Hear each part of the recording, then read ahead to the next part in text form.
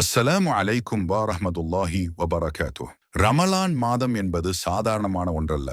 நபிகள் நாயகம் ஸல்லல்லாஹு அலைஹி வஸல்லம் அவர்கள் கூறினார்கள், ரமலான் மாதம் வந்துவிட்டால் சுவர்க்கத்தின் வாசல்கள் திறக்கப்படுகின்றன, நரகத்தின் வாசல்கள் அடைக்கப்படுகின்றன, மேலும் ஷைத்தான்கள் விலங்கிடப்படுகின்றனர்.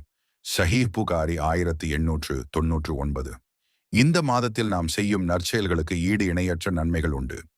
எவர் நம்பிக்கையுடனும் நற்கூலியை எதிர்பார்த்தும் ரமலான் நோன்பை நோக்கிறாரோ அவரின் முந்தைய பாவங்கள் மன்னிக்கப்படுகின்றன. ஸஹீஹ் புகாரி 1901. அல்லாஹ் திருமறையில் கூறுகிறான், ஈமான் கொண்டவர்களே, உங்களுக்கு முன் வாழ்ந்தவர்கள் மீது நோன்பு கடமையாக்கப்பட்டது போல உங்கள் மீதும் கடமையாக்கப்பட்டுள்ளது. அதன் மூலம் நீங்கள் தக்வா, இறை அச்சம் உடையவர்களாக மாறலாம். அல் குர்ஆன் 283. எனவே ரமலானில் நம் கண்கள், செவிகள் மற்றும் நாவு ஆகியவையும் நோன்பு நோக்க வேண்டும்.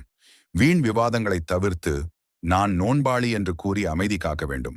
இந்த மாதம் நம் குணத்தை மாற்றும் மாதமாக இருக்கட்டும்.